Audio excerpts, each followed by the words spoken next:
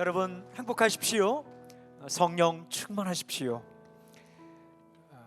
시편 109편을 읽었습니다. 시편을 1편부터 매주일 한 편씩 묵상하며 메시지를 듣고 있는데, 오늘은 특별히 고난주일이어서 다른 본문으로 말씀을 묵상해야 할까? 다른 본문으로 설교를 해야 할까라는 생각이 들었습니다. 그래도 순서가 되어서 시편 109편을 먼저 읽어보았습니다. 순간 깜짝 놀랐습니다. 아니, 어쩜 이렇게 고난주일에 딱 맞는 시가 여기에 있지? 기도하는 가운데 고민 없이 이 시를 본문으로 말씀을 듣기로 했습니다. 그리고 나서 여러 학자들의 책을 읽어보니까 시편 109편을 예수님의 고난에 대한 예언시로 말하고 있더라고요. 작은 사건으로 생각될 수 있겠지만 그렇게 맞추려고 한 것은 아니지만, 고난주일과 시편 말씀을 묵상하는 순서, 시편 109편 이 순서가 맞았다는 것에 제가 그저 신기하고 놀랐습니다. 다시 읽고 또 읽으니 은혜와 감동이 있었습니다. 중요한 질문, 시인은 어떤 상황에서 이 노래를 부를까? 먼저 이 노래를 시작합니다. 나는 사랑하나 그들은 나를 대적합니다. 1절부터 5절, 내가 찬양하는 하나님이여 잠잠하지 마옵소서. 그들이 악한 입과 거짓된 입을 열어 나를 치며 속이는 혀로 내게 말하며 또 미워하는 말로 나를 두르고 까닭없이 나를 공격하였음이니이다. 나는 사랑하나 그들은 도리어 나를 대적하니 나는 기도할 뿐이라. 그들이 악으로 나의 선을 갚으며 미워함으로 나의 사랑을 갚았사오니. 시인이 처한 상황을 알 수 있는 결정적인 구절이 나옵니다. 나는 사랑하나 그들은 나를 대적하니. 사람들이 시인을 대적하였습니다. 어떤 사람들이요? 시인이 그렇게도 사랑한 사람들이. 참 서글픈 일입니다. 사랑했지만 되돌아온 메아리는 미워함이었다. 이거 정말 눈물 나는 겁니다. 어느 정도로 대적했는가? 시인이 받은 아픈 일들이 구체적으로 이렇게 기록되어 있습니다. 악한 입, 거짓된 입, 나를 치며 속이는 혀, 미워하는 말, 나를 공격. 아주 악독한 말로 쳤습니다. 속이는 거짓말로 공격하였습니다. 그것도 정말 마음이 힘든 이유가 있는데, 바로 이 말에 시인의 억울한 마음이 잘 나타나 있습니다. 까닭 없이. 무고히라는 말입니다. 죄 중에 무고죄는 정말 악독한 죄입니다. 처벌의 양에 상관없이 무고죄, 이유 없이, 까닭 없이, 말도 안 되는 말로 그렇게 비난하고 공격했다는 겁니다. 시인은 결정적으로 자신이 당한 힘든 경험을 이렇게 노래하죠. 그들이 악으로 나의 선을 갚으며 미워함으로 나의 사랑을 갚았사오니. 그들은 이유 없이 선을 악으로 갚았다. 잘해주었는데 대적하였습니다. 사랑했는데 미워함으로 갚았습니다. 이 구절을 읽는데 이 말이 툭 튀어나왔어요. 힘들었겠다. 정말 힘들었겠다. 그러면서 제가 설교 노트에 이렇게 적었습니다. 얼마나 분했을까. 자신도 한번 확 똑같이 해버리고 싶은 마음이 얼마나 들었을까. 나는 사랑하나 그들은 나를 대적합니다. 이 시인이 부르는 이 슬픈 노래를 묵상하는데요, 예수님께서 이 땅에 오셔서 당하신 일들과 오버랩되며 겹쳐 보였습니다. 마치 나의 주님께서 겪으신 일들을 정확하게 표현하고 있는 것 같았습니다. 질문, 이렇게 억울한 비난을 받을 때 우리 어떻게 해야 하는가? 사람들로부터 비난받을 때요, 나의 잘못이 분명하고 그 비난이 맞으면 회개해야 합니다.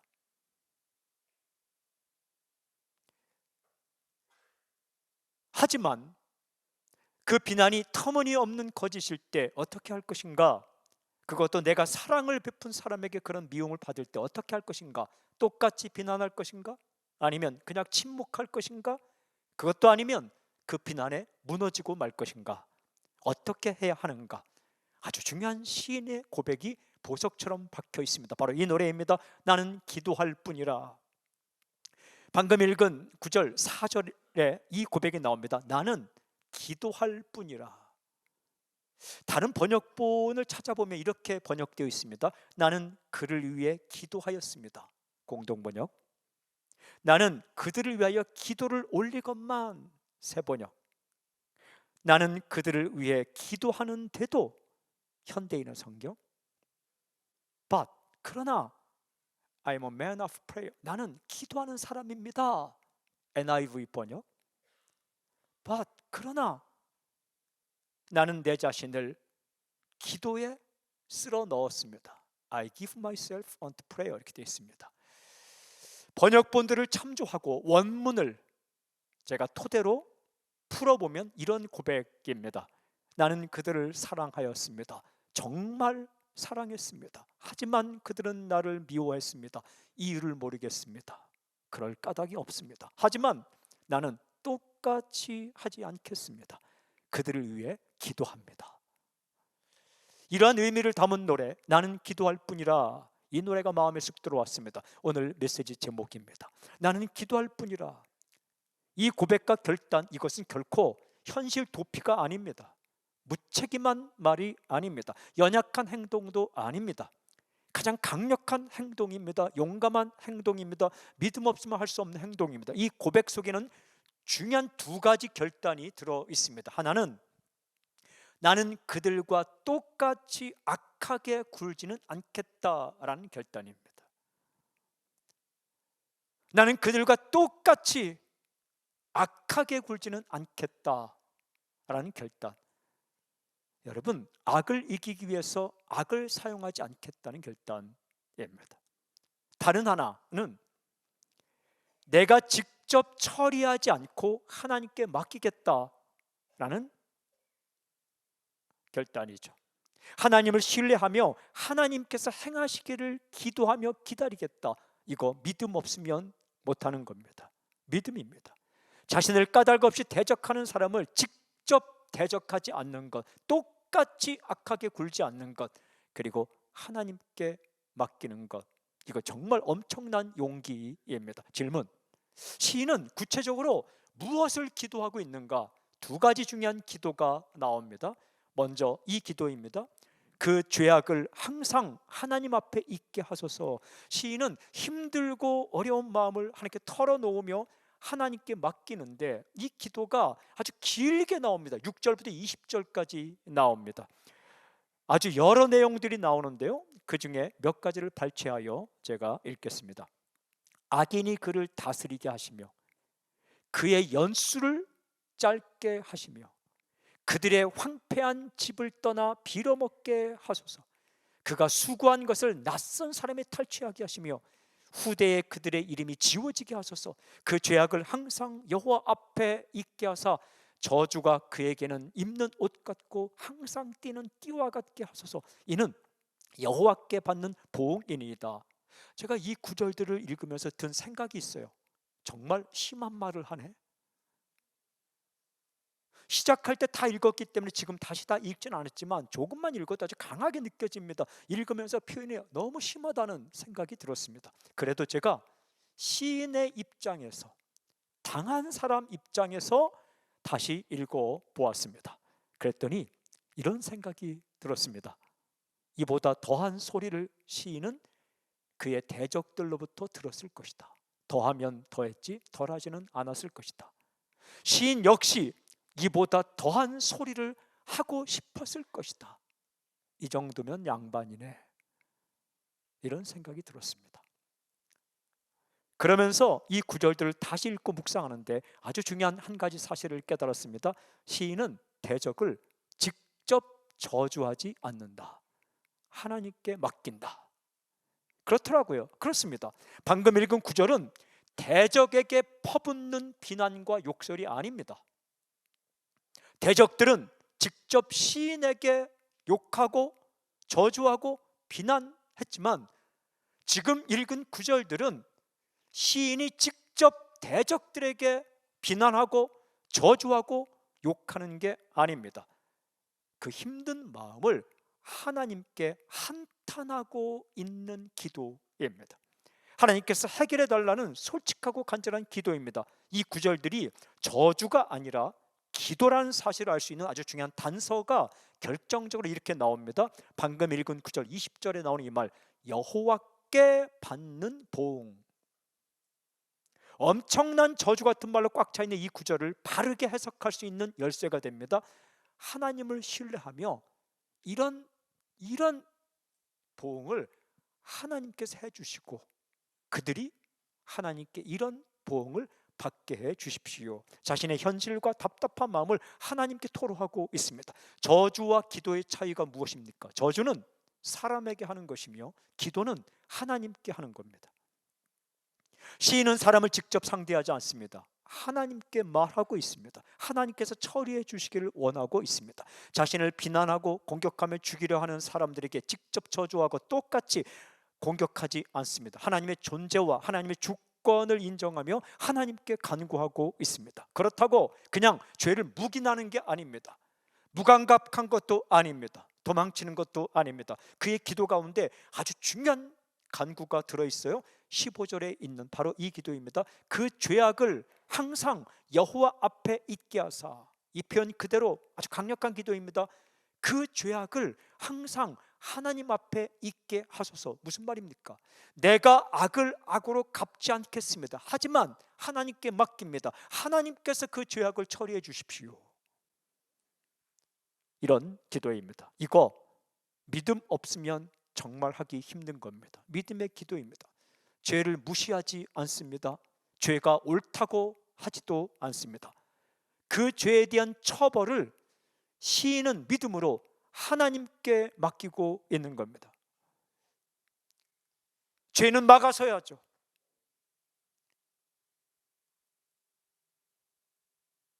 막아서는 제도를 만들어야죠.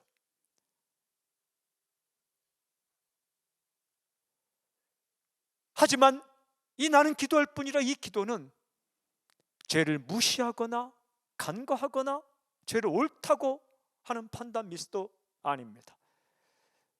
그들이 내게 악하게 굴었지만 나도 똑같이 악하게 굴지는 않겠습니다.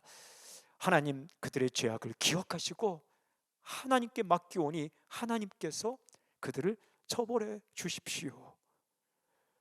시인의 이 기도는 아주 중요한 다른 기도로 이렇게 나아갑니다. 바로 이 기도입니다. 주는 내게 복을 주소서. 21절 31절까지입니다. 중요한 부분을 골라서 제가 읽겠습니다. 그러나 주 여호와여 주의 이름으로 말미암아 나를 선대하소서. 나는 가난하고 궁핍하여 나의 중심이 상함이니이다. 나는 석양 그림자같이 지나가고 또 메뚜기같이 불려가오며 나는 또 그들의 비방거리라. 그들은 내게 저주하여도 주는 내게 복을 주소서. 그들은 내게 저주하여도 주는 내게 복을 주소서. 내가 입으로 여호와께 크게 감사하며 많은 사람 중에서 찬송하리니 그가 궁핍한 자의 오른쪽에 서사 그의 영혼을 심판하려 하는 자들에게서 구원하실 것이미로다. 그의 이 기도가 마음에 들어왔습니다. 그들은 내게 저주하여도 주는 내게 복을 주소서. 무슨 말입니까? 이런 말입니다. 그들의 저주보다 더 큰 복을 내게 주십시오. 그들이 내게 퍼부은 저주, 욕설보다 하나님 나에게 주님은 내게 그보다 더 큰 복을 주십시오. 그는 자신이 처한 처지를 이렇게 솔직하게 아뢰는데 22절에 이런 노래가 나옵니다. 나는 가난하고 궁핍하여 나의 중심이 상함이니이다. 무슨 말입니까? 나 지금 마음 아파요. 마음 아프죠. 사람이 살면서 이유 없이 까닭 없이 누군가의 비난을 받을 때, 저주 섞인 말을 들을 때에 얼마나 슬픕니까? 나는 사랑했지만 돌아온 것은 미움이요, 나는 사랑했지만 돌아온 것은 배반이요, 나는 사랑했지만 돌아온 것은 대적일 때 얼마나 마음 힘듭니까?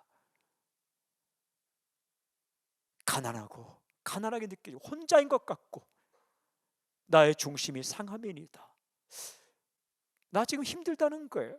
얼마나 힘들까? 자신의 처지를 말하는 시적인 표현들이 이렇게 나옵니다. 석양 그림자, 메뚜기, 비방거리.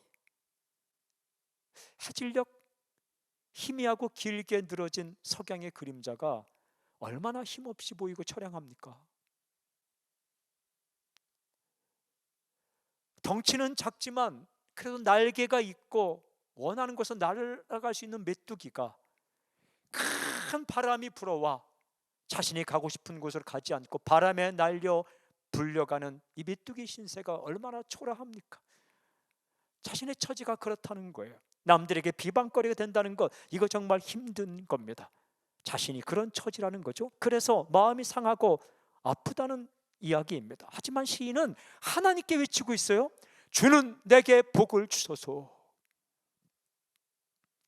자신을 죽일 듯이 달려드는 사람들이 있어도 그 사람에게 온통 정신을 팔리지 않고 그들을 바라보는 눈빛보다 더 강렬한 눈빛으로 하나님을 바라보고 있습니다. 사랑하는 여러분, 누군가가 나를 까닭없이 비난하고 이유 없이 미워하고 내가 사랑했지만 나를 대적하고 배반할 때는요, 그가 보입니다.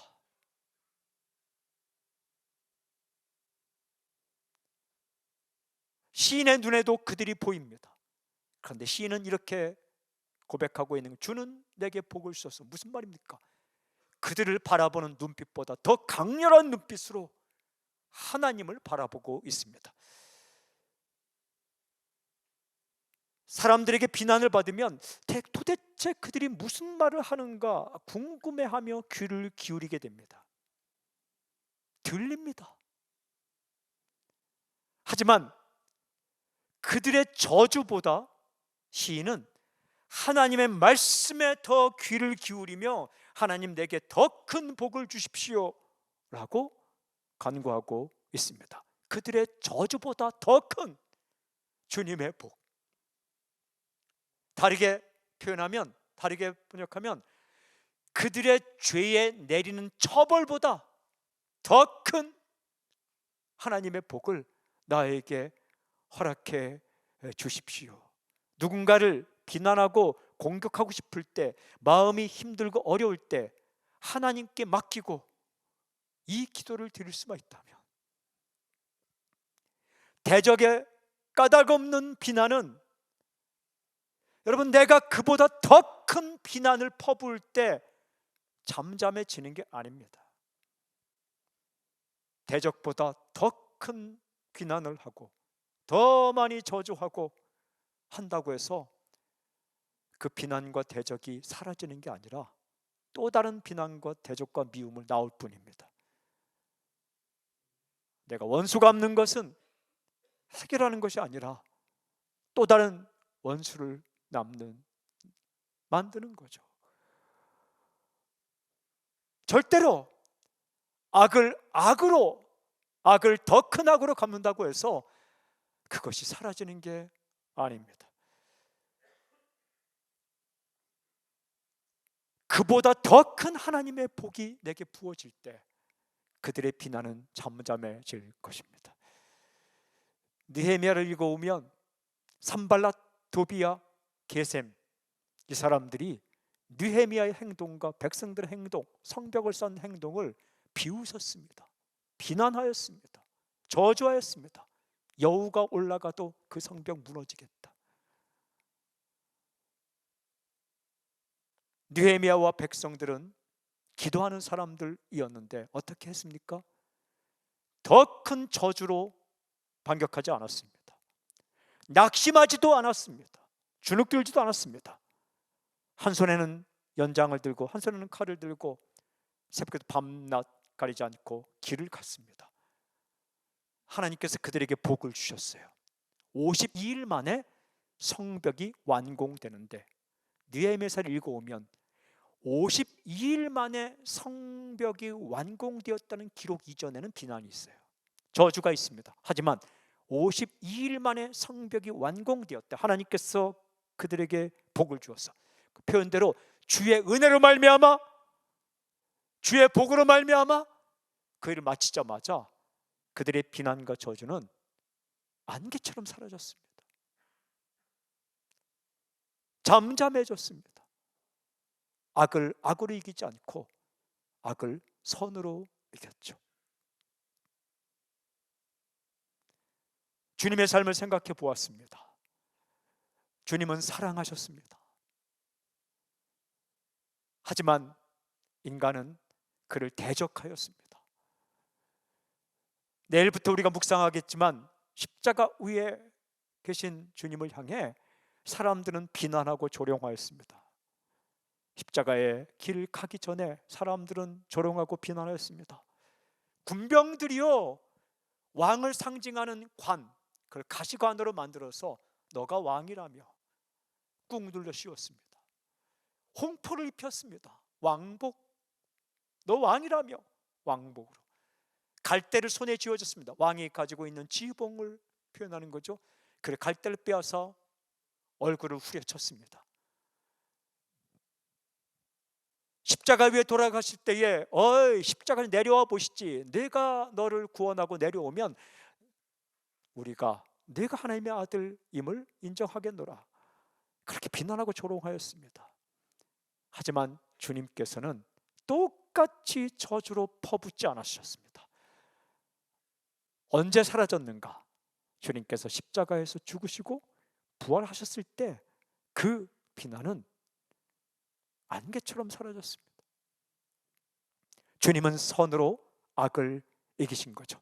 제가 이번에 시편 109편을 읽고 묵상하면서 계속해서 예수님의 삶이 마음에 들어왔습니다. 어떤 삶이요? 인간의 저주를 사랑으로 방어한 그런 이야기. 예수님의 삶을 그대로 시편 109편이 보여주고 있었습니다.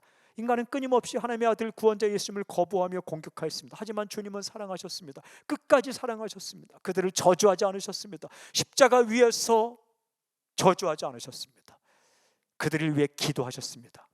이러한 예수님의 길을, 이러한 예수님의 삶을 깊이 묵상하고 일평생 따라가기를 원했던 한 사람이 있습니다. 자기가 지금까지 살아온 것 다 잊어버리고 오직 앞으로 살아가는 동안 주님을 닮기를 원했던 한 사람이 있습니다. 사나 죽으나 나는 주의 것이다. 내가 죽든지 살든지 주님을 따르기를 원한다 라고 고백한 한 사람, 사도 바울입니다. 그가 로마에 있는 성도들을 향해서 이렇게 권면합니다. 로마의 치하에서 핍박받고 비난받고 억울한 일을 당하는 그 로마에 있는 성도를 향해 로마서를 쓰면서 그는 이렇게 권면하더라고요. 로마서 12장 21절, 악에게 지지 말고 선으로 악을 이기라. 무슨 말입니까? 악을 악으로 갚지 말라라는 말씀입니다. 악에게 지지도 말라라고 말씀하십니다. 침묵하며 주눅들며 살라는 이야기가 아닙니다. 악을 이기라. 하지만 악을 이기는 것은 더 큰 악이 아니라 선이다라는 말씀입니다. 묵상해 보니까 예수님의 삶이 그랬더라고요. 주님은 악을 선으로 이기셨습니다. 칼로 이기지 않았다는 거예요. 베드로가 칼을 뽑았을 때 내 칼을 도로 칼집에 꽂으라. 그것은 내 방법이 아니다. 그리고 사랑의 길을 가셨습니다. 선으로 악을 이기셨습니다. 사랑하는 여러분, 살다 보면 사랑했지만, 나는 그들을 사랑했지만 내게 돌아온 것은 배반이요, 내게 돌아온 것은 미워함이요, 내게 돌아온 것은 대적일 때가 있습니다. 그때 어떻게 할 것인가?